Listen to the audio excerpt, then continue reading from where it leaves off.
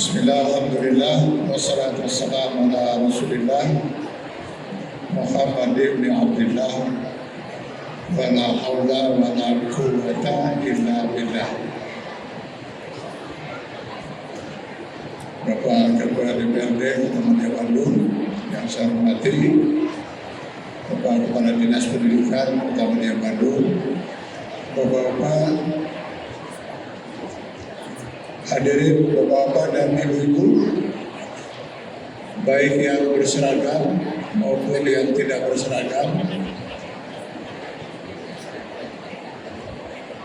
Ini ada yang kerudungnya seragam hijau, ada yang baik yang di kelas ekonomi maupun yang di kelas eksekutif.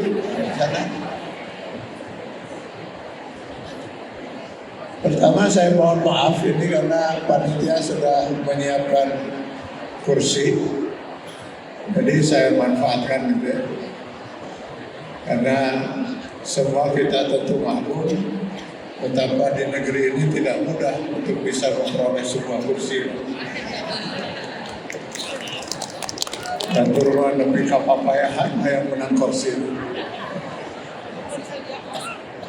Ini pernah ada bocoran dari salah seorang ketua umum partai yang menyatakan bahwa untuk menjadi salah seorang anggota DPR pusat itu kalau modalnya hanya 20 miliar, nol jadi.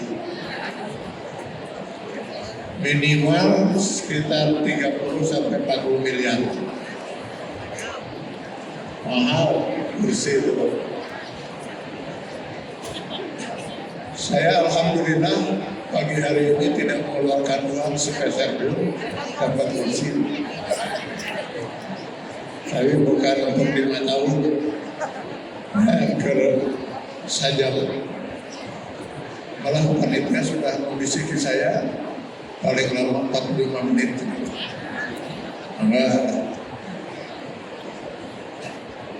Bapak-bapak dan ibu yang saya hormati, kalau kita telusuri ayat-ayat Al-Quran dan hadis Rasulullah SAW, kita pasti tarkan pada satu kesimpulan bahwa di akhirat nanti Allah Subhanahu Wa Taala hanya menyiapkan 2 tempat, surga dan neraka. Bapak Ibu rencananya mau kemana?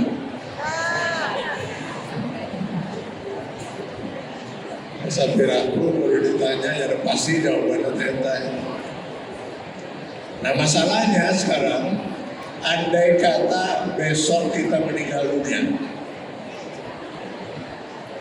jangan besok lah, besok, atau jangan kita lah, andai kata batur. Tapi jadi terbunuh hari contohnya baturnya. Andai kata kita tidak iman, andai kata besok kita meninggal, kira-kira kita masuk surga? Bu silakan dijawab, Bu, dari misalnya ujian, Bu.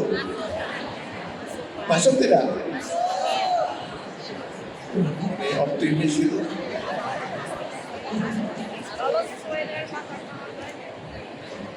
Untuk masuk surga, saya menyimpulkan paling tidak kita dituntut untuk memegang 3 tiket.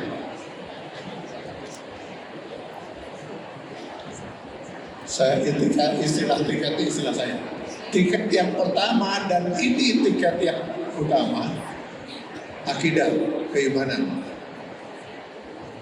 Keimanan yang didasari oleh kalimat tauhid la ilaha illallah. Rasulullah SAW di dalam sebuah hadis menjamin hal ini dengan menyatakan, maka akhir kalam la ilaha illallah dakhala jannah. Barang siapa yang sampai akhir hayatnya dia berpegang terus dengan kalimat la ilaha illallah, pasti masuk surga. Jadi mari kita pertahankan prinsip akidah ini sampai akhir hayat kita. Barang siapa yang meninggal dunia dalam kalimat tauhid lain pasti masuk surga, tapi belum menjamin apakah dia bisa langsung masuk surga ataukah harus mampir dulu di neraka. Untuk bisa langsung masuk surga tanpa mampir di neraka, nah dia butuh 2 tiket lagi. 2 tiket inilah yang sering kali diulang oleh Allah Subhanahu wa taala di dalam Al-Qur'an ketika Allah menyebut surga. Di mana Allah mengakhiri dengan firman-Nya wa kana Allahu ghafurur rahim atau innallaha ghafurur rahim. Lebih jelas lagi di Quran surat Fussilat ayat 32. Nuzulan min ghafurur rahim. Tiket yang kedua adalah ampunan Allah Subhanahu wa taala, dan tiket yang ketiga kasih sayang Allah Subhanahu wa taala. Nah, nampaknya acara kita silaturahim pada hari ini dalam rangka halal bihalal, dalam upaya kita peroleh tiket yang ketiga, ampunan, lewat acara halal bihalal ini. Berbicara ampunan Allah berarti berbicara dosa. Berbicara dosa, tadi korin kita sudah membaca di Quran surat Al-Imran ayat 135, ada 2 jenis dosa manusia. Wallazina iza fa'alu fahishatan aw zalamu anfusahum. Yang pertama, dosa yang termasuk ke dalam kategori dosa menzalimi diri sendiri. Zalimun di nafsi. Dari istilahnya sudah jelas. Yang dimaksud dengan jenis dosa ini perbuatan seseorang kepada Allah Subhanahu wa taala yang merugi hanya diri dia. Makanya ketika Adam dan Hawa melanggar aturan Allah, memakan buah khuldi, apa doa mereka?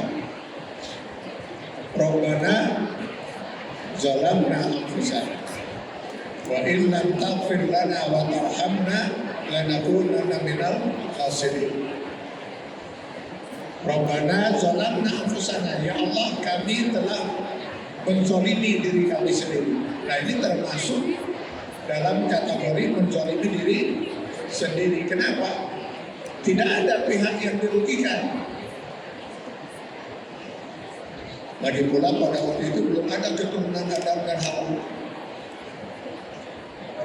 Baru mereka berdua saja. Yang makan buah khuldi siapa?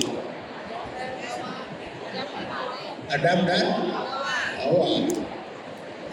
Saya boro-boro memakan buah khuldi, ninggalin lagi itu. Karena itu tolong saya jangan ditanya hari buah khuldi bentuknya kawas rumahan, rasanya begitu, saya nggak tahu. Pernah ke Mekah saya tanya ke tukang buah di Mekah, buah khuldi, ada apa sih tukang buahnya? Padahal maksud saya dulu. Jadi termasuklah dosa menzalimi diri sendiri itu, misalnya seorang muslim dengan sengaja meninggalkan kewajiban sholat, kewajiban sahur, kewajiban haji. Siapa yang rugi? Diri sendiri. Masa ada tetangga kita tidak sholat lalu kita harus menanggung dosa? Nah, untuk proses tobat untuk dosa jenis ini relatif lebih mudah. Kenapa? Tinggal dia bertobat pada Allah Subhanahu wa taala. Langsung antara dia dengan Allah Subhanahu wa taala. Andai kata tobatnya itu termasuk tobat nasuha, pasti dosa dia akan diampuni oleh Allah Subhanahu wa taala. Dan semua para ulama sepakat jika ibadah saum seseorang itu diterima oleh Allah Subhanahu wa taala, untuk dosa jenis ini langsung dihapus oleh Allah. Sesuai dengan hadis Rasul, man shoma ramadhana imanan wa ihtisaban ghufira lahu ma taqaddama min dzambi. Yang berat sebenarnya Bapak Ibu sekalian, dosa jenis kedua yang disebut dosa fahisyah. Apa dosa fahisah itu?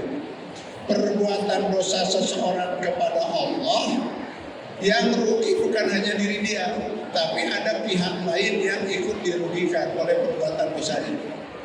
Zalimun li nafsi wa zalimun li ghairi. Dia menzalimi diri sendiri sekaligus juga menzalimi orang lain. Jenis dosa terbanyak unsur masalah di sini. Pencuri. Siapa yang rugi? Diri dia jelas rugi karena melanggar aturan Allah, berdosa. Ada pihak yang dirugikan? Ada. Orang yang hartanya dia curi. Mencuri, merampok, korupsi, menipu, menggunjing, memfitnah, membunuh. Oh, ini masuk semua dosa fahisah. Untuk proses tobatnya ini lebih berat. Kenapa? Untuk dia bertobat kepada Allah Subhanahu wa taala harus ada syarat yang harus dia penuhi. Dia terlebih dahulu harus meminta maaf kepada orang yang dia zalimi atau mengembalikan hak dari orang yang dia zalimi. Jadi nggak bisa dalam prinsip Islam seseorang menzalimi orang lain, dia tidak minta maaf, tapi tengah malam dibangun tahajud, lalu sambil nangis dia berdoa pada Allah, ya Allah, ampunilah dosa saya. Tadi pagi saya baru menzalimi seseorang. Kira-kira kalau saya bahasakan, Allah akan mengatakan, selesaikan dulu urusan kamu dengan orang yang kamu zalimi. Kalau kamu sudah selesai, sudah minta maaf, hak orang itu sudah dikembalikan, baru silakan kalau mau bertobat. Begitu luar biasa dalam Islam Allah menghargai hak manusia. Ini kurang jadi ngaruh bangkit. Ya. Dan para ulama, sebagian besar ulama menyatakan, andai kata ibadah saum Ramadan seseorang itu diterima oleh Allah Subhanahu wa taala untuk dosa menzalimi diri sendiri, pasti dikabul. Tapi untuk dosa fahisah juga akan diampuni oleh Allah Subhanahu wa taala tanpa harus dia bertobat lagi kepada Allah jika ibadah saumnya diterima, asal urusan dengan orang yang dia zalimi sudah selesai. Itulah sebabnya kenapa kita umat Islam di Indonesia khususnya di bulan Syawal menyelenggarakan acara halal bihalal seperti sekarang ini. Harapannya mudah-mudahan dosa menzalimi diri sendiri sudah dihapus oleh Allah dengan diterimanya ibadah saum, sedangkan dosa fahisah mudah-mudahan segera akan dihapus setelah kita saling memaafkan. Karenanya sejak dulu saya mendukung acara halal bihalal ini. Tapi dengan catatan Bapak Ibu, saya lihat acara halal bihalal kita selama ini belum menyentuh esensi dari maaf-memaafkan itu. Tiba heula itu acara kita biasanya dibuka oleh MC, lalu kemudian pembacaan Al-Quran, sambutan, terus ayat ceramah, tutup doa, lalu kemudian unsur pimpinan berdiri di depan, yang lain kemudian antri kan, sesalaman, minal aidin wal faizin, mohon maaf lahir batin, 00 ya, iya, 00, 00 siap, 00 ini. Andai kata memang yang sedang bersalaman berhalal bihalal itu tidak ada dosa fahisah, aman. Dosa salamannya tidak tahu. Nah, baru biasanya diakhiri dengan lontong kari. Nah, bukan halal bihalal lainnya ya lontong kari itu ya. Ayam. Di mana asal ayah suing-suing acan? Gaya. Nah, lontong karinya di bumi lah. Tapi kalau seandainya ada dosa fahisah, nggak bisa selesai dengan cara itu. Ini tolong ya Bapak Ibu perhatikan ini demi keselamatan kita di akhirat nanti ya. Di dalam Islam, segala sesuatu yang terkait dengan urusan hablum minan nas itu harus dengan akad yang jelas. Misalnya jual beli, ini saya mau jual HP. Ada yang berniat untuk membeli? Gaya, monitor itu lumayan itu HP itu. Kalau ada yang berniat, pasti akan bertanya, merek naon, tipe satu, tipe naon, cacatnya tuh mau dijual berapa? Kan seperti itu. Sakitu mahal teh, piraku HP butut mana mahal-mahal gitu. Wanita sabaraha, wanita itu. Akhirnya terjadi kesepakatan, terjadi jual beli kan. Jadi harus dengan ijab kabul ya jelas.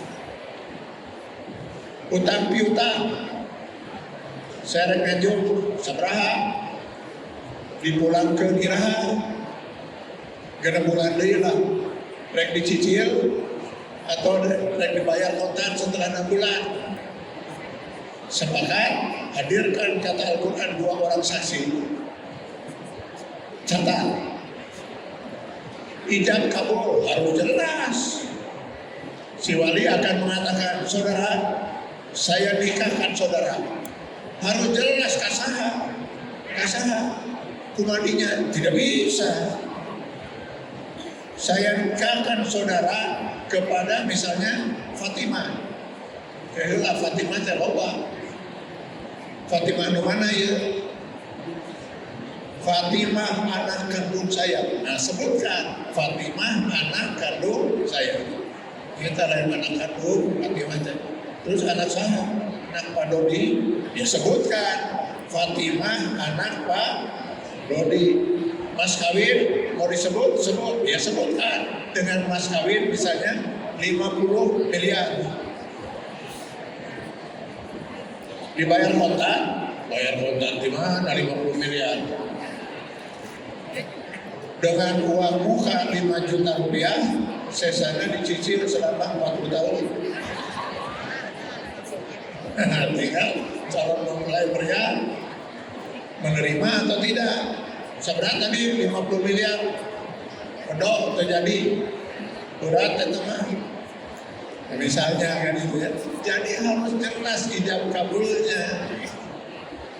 Nah kalau jual beli utang piutang akan nikah harus jelas ijab kabulnya, apalagi memaafkan.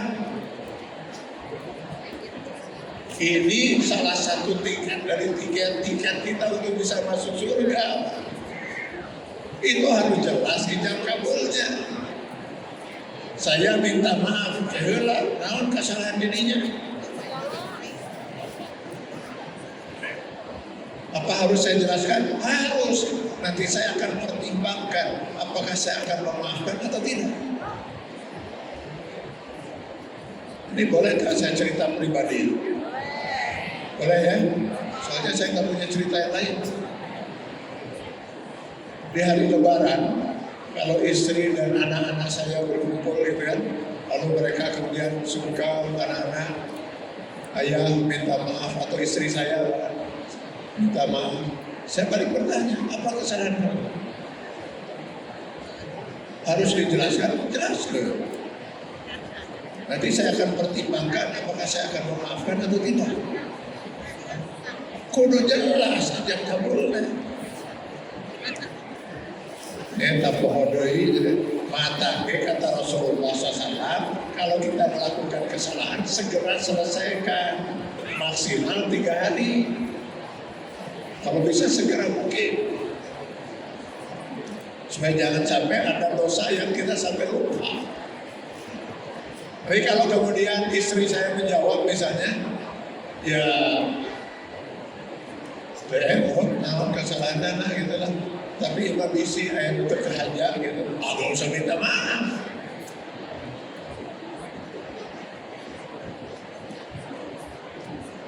Di dalam sebuah hadis Rasulullah mengatakan, rufi'an ummati ala khata wan nisyan wa mastakrahu alaihi.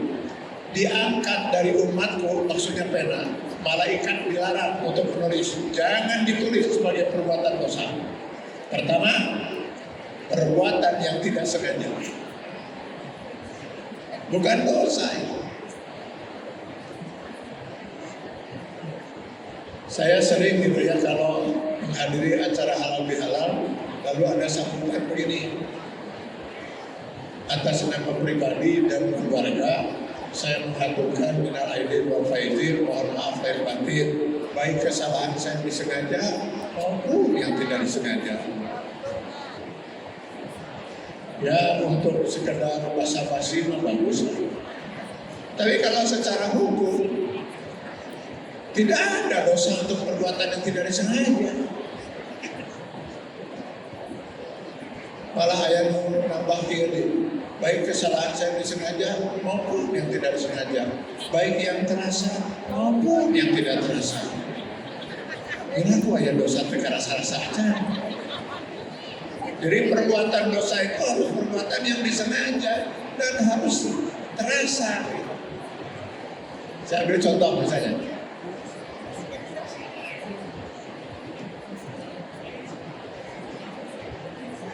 Seorang istri mengatakan pada suaminya, "Kang, seumur hidup saya belum pernah ketemu laki-laki segagah kamu.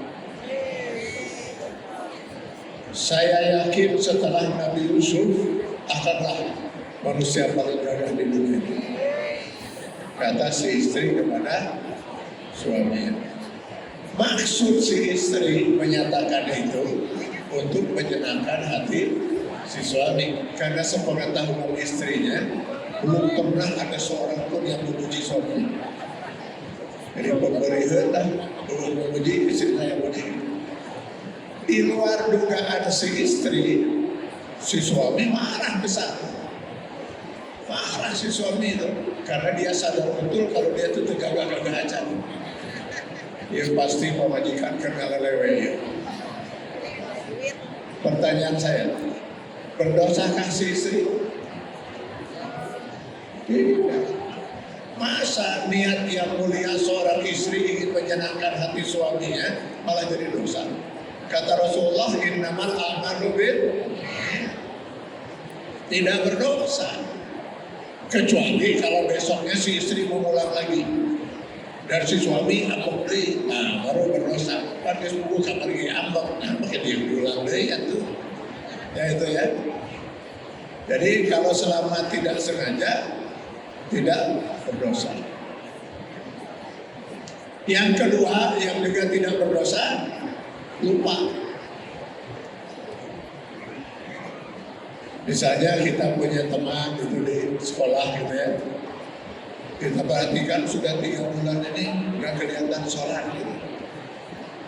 Lalu kita tanya, punten Pak, selama ini saya perhatikan Bapak sudah 3 bulan tidak kelihatan sholat. Ya Allah, hilang saya. Lalu si orang itu hilang 3 bulan itu sholat. Berdosa tidak? Ya? Terdosa dengan hilang. Yang berdosa malah kita. Kenapa kita biarkan sampai dia hilang ke sholat peringkat 3 bulan itu? Makanya untuk kita selamat itu tidak cukup dengan beriman dan beramal saleh saja, tapi harus watawakul bilhaq gitu. Atau katakanlah ada seorang suami gak pulang-pulang ke rumah selama 6 bulan. Pas balik ditanya ke pemajikan nanti kamu nawain kan 6 bulan lagi meniup bejana. Ya Allah ibu, hilang saya. Tadi saya kado itu kan. Pantas dirasa-rasa asa barareda suasana gitu. Nah, pertanyaan saya ini harus ke ibu-ibu, saya tanya nih, suami yang seperti ini berdosa tidak Bu?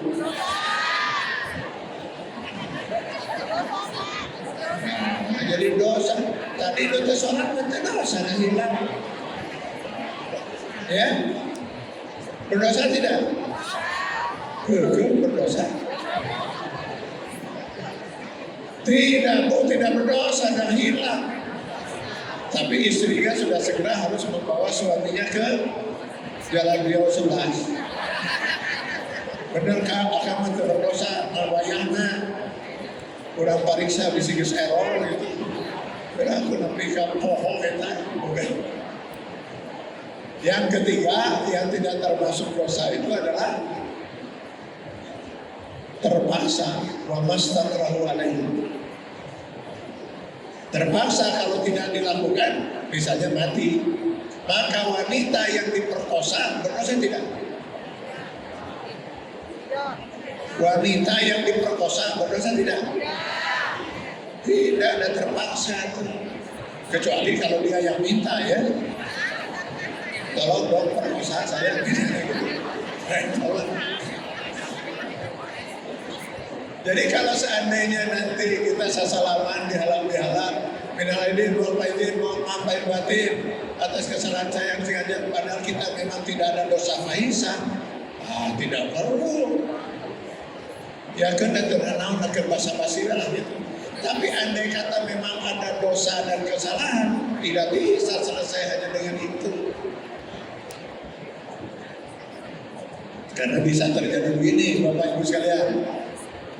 Ini saya jadi ngadepnya ke ibu-ibu terus ya. Jadi saya mulai berdiri sebelah. Saya harus melihat jam ini karena waktu saya dibatasi 45 menit. Jadi masih ada 18 menit lagi. Tadi saya pergi ke mana? Ya? Jadi misalnya gini, saya salaman, Bapak, tolong ya maafkan saya, minal aidin wal faizin, maaf lahir batin 0000. Maka kata saya sami-sami 00, alhamdulillah, alhamdulillah. Ayo maaf, kata ya, tadi diminta maaf itu. Lalu yang minta maaf kemudian cerita, Bapak ingat nggak peristiwa 7 tahun yang lalu? Peristiwa tahun? Ya waktu itu kan pernah menyebar fitnah tentang diri Bapak. Oh itu mah tidak mungkin.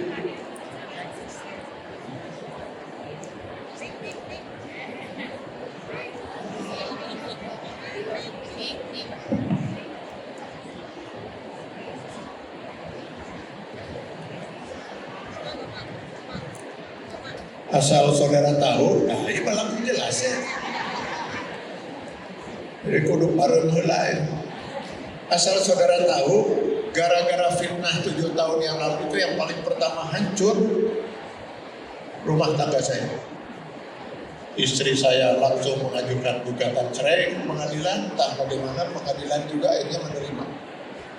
Akhirnya kami bercerai, anak-anak dibawa oleh ibunya. Yang kedua hancur karir saya. Saya langsung di PHK. Kunaon? 6 bulan dari gawe saya. Nah kunaon itu? Kan dirawat di Cisarua. Stres berat saya saudara gara-gara fitnah itu. Maka hancurlah rumah tangga saya, hancurlah karir saya gara-gara fitnah itu. Makanya selama 7 tahun ini saya selalu berdoa kepada Allah, ya Allah, jangan sampai saya meninggal dunia sebelum kau temukan saya dengan siapa penyebar fitnah itu. Dalam ayeuna aya dihareupeun lamun teu dicakek ku saya. Kenapa saudara mengingatkan saya dengan peristiwa itu? Ya kan tadi kita sudah halal bihalal, sudah minal aidin wal faizin, dan kita sudah sepakat maaf memaafkan, bahkan sudah sepakat mau kan Pak. Nya kunaon? Saya Pak penyebar fitnah itu. Sudah telen didinya mau dihampuran. Kan sudah lain. Sudah lain kalau kita sudah tahu apa kesalahannya, belum tentu kita dengan ikhlas mau memaafkan. Jadi tidak bisa orang hanya dengan maaf memaafkan tanpa kejelasan apa kesalahan yang pernah dia perbuat. Pan jadi ngaharulang deui. Atau sekarang kita kasih tema saja lah ceramah saya ini ya. Temanya adalah ngaulem. Ya, Pak. Kenapa Islam membuat aturan ini? Nah, ini pertanyaannya kan. Kenapa Islam membuat aturan ini? Dalam maqasidus syariah, tujuan utama Allah menurunkan syariat. Allah itu menghendaki agar setiap manusia berpikir sekian ribu kali untuk berani menzalimi orang lain.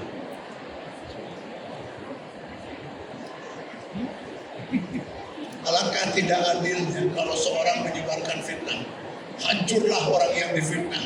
Lalu dia selesai dengan, ya Allah ampunilah dosa saya, terus lebaran saya salaman minal aidin wal faizin mohon maaf lahir batin, ya sama-sama, nono, ya sama-sama. Dan itu apa kalau dia yang menyebarkan fitnah itu?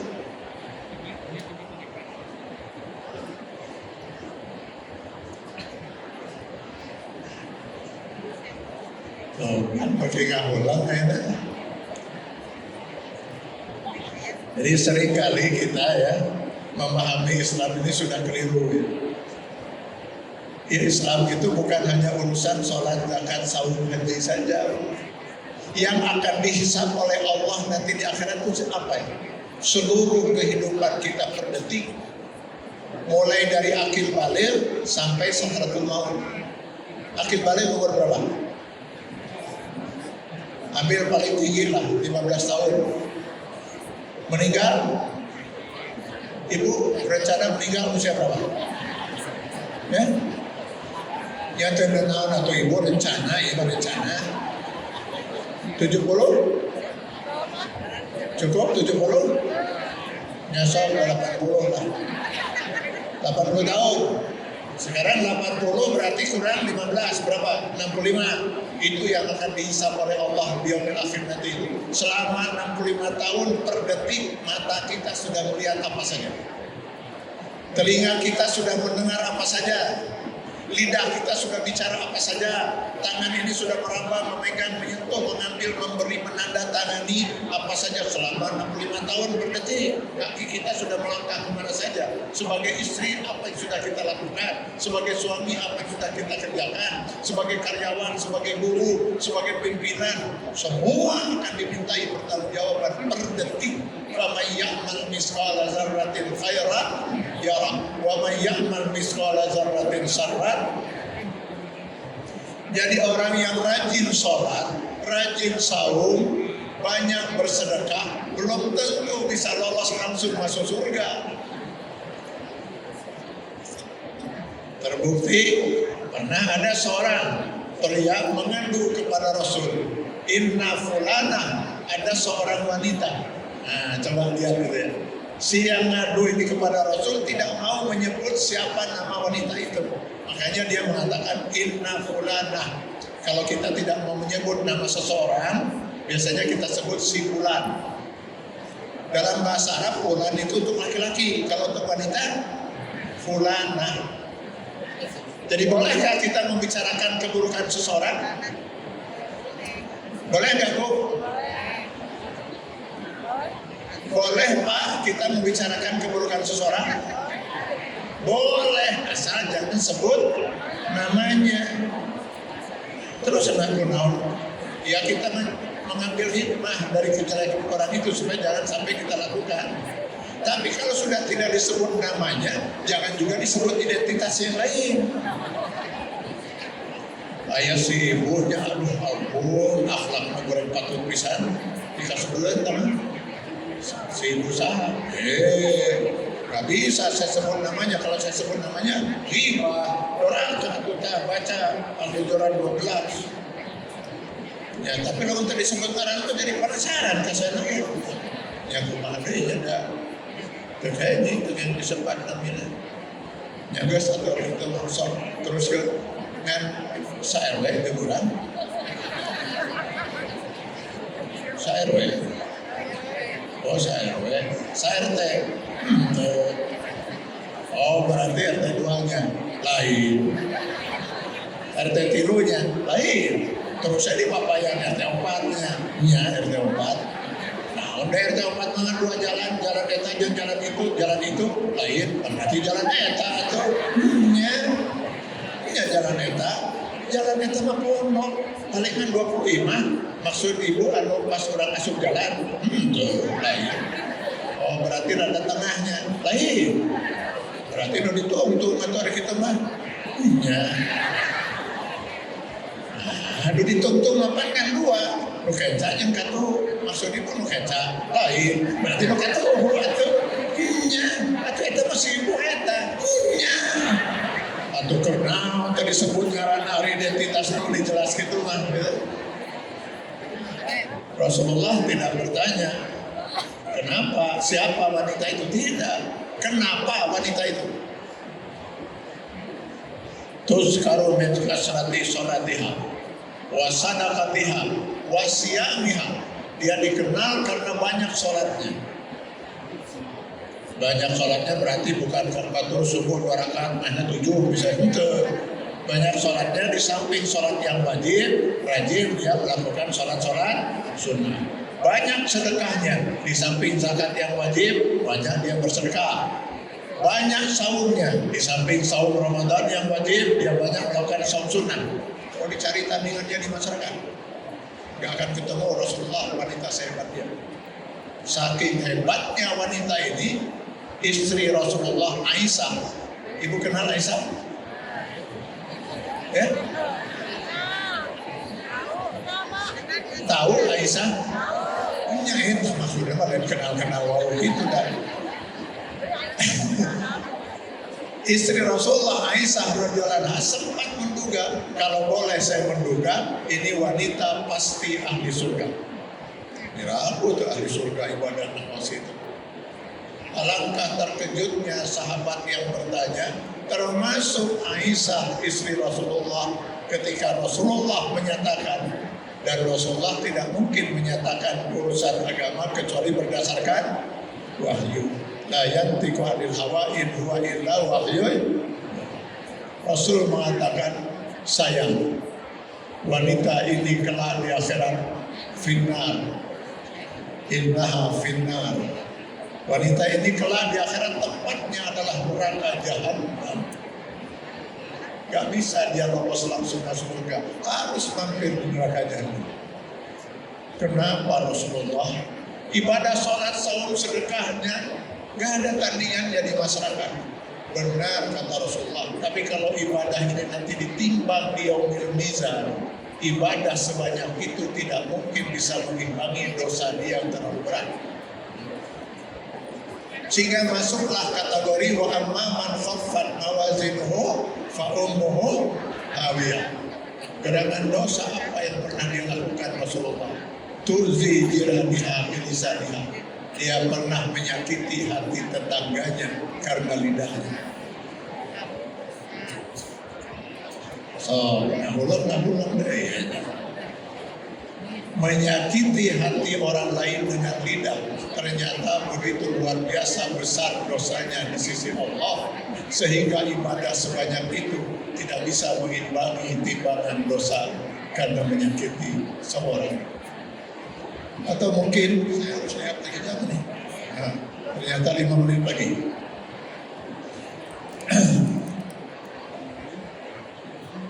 Bayangkan itu ya. Bayangkan waktu hanya tinggal 5 menit lagi, Bapak. Ini gak boleh ditambah ini, Pak. Gak boleh ditambah 5 menit gitu. Oh, boleh kayaknya, alhamdulillah. Boleh ditambah 5 menit lagi. Pernahkah Bapak Ibu membaca hadis Sahih Bukhari? Atau mungkin pernah mendengar? Ada seorang wanita, kata Rasulullah, juga calon surga, calon neraka, maaf. Apa yang menyebabkan dia masuk neraka? Menzolimi seekor kucing sampai mati. Menzolimi seekor kucing, berarti si kucing itu tidak punya kesalahan. Gak tahu kunaon, sebelum kehel, disiksa kucing itu, setelah disiksa dikurung, lalu tidak diberinya makan dan minum sampai matinya kucing itu. masuk neraka karena menzalimi seekor kucing. Bayangkan sekarang, kalau seorang wanita di akhirat masuk neraka karena menzalimi seekor kucing, bagaimana dengan yang menzalimi seekor manusia? Bagaimana kalau yang dizalimi itu bukan seorang manusia, 1000 manusia, 1 juta manusia, sekian puluh juta rakyat? Terus mereka masuk surga di mana?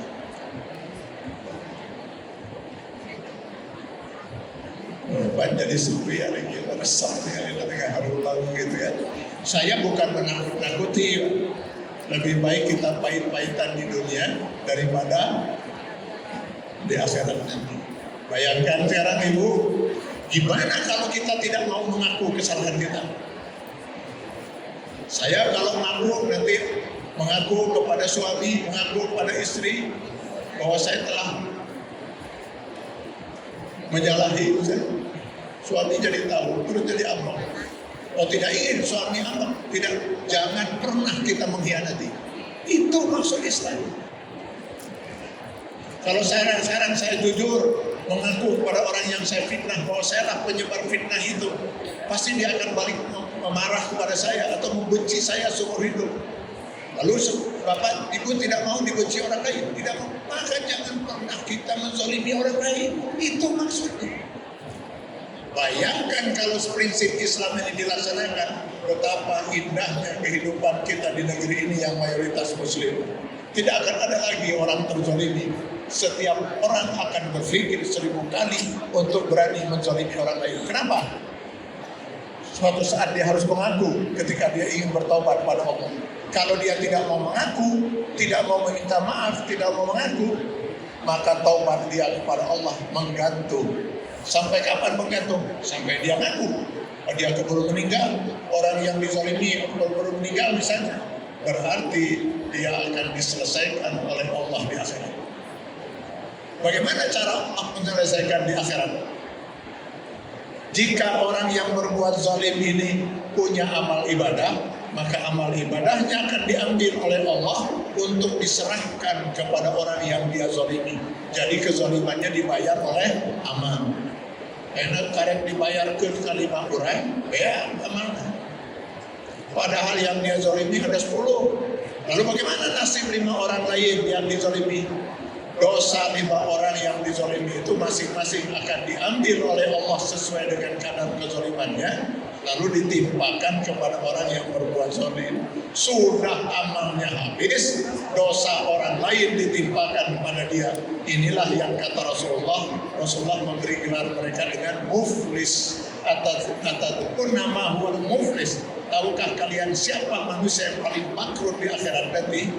Yaitu manusia yang berbuat dosa fahisyah di dunia, tidak diselesaikan di dunia, tidak minta maaf, hak orang lain tidak dikembalikan, akhirnya di akhirat Allah yang menyelesaikan dengan cara tadi, amalnya diambil untuk dibayarkan, habis amalnya dosa orang yang ditimpakan kepada dia. Bayangkan kalau yang dizalimi itu jumlahnya ribuan. Nah, terakhir tinggal 4 menit.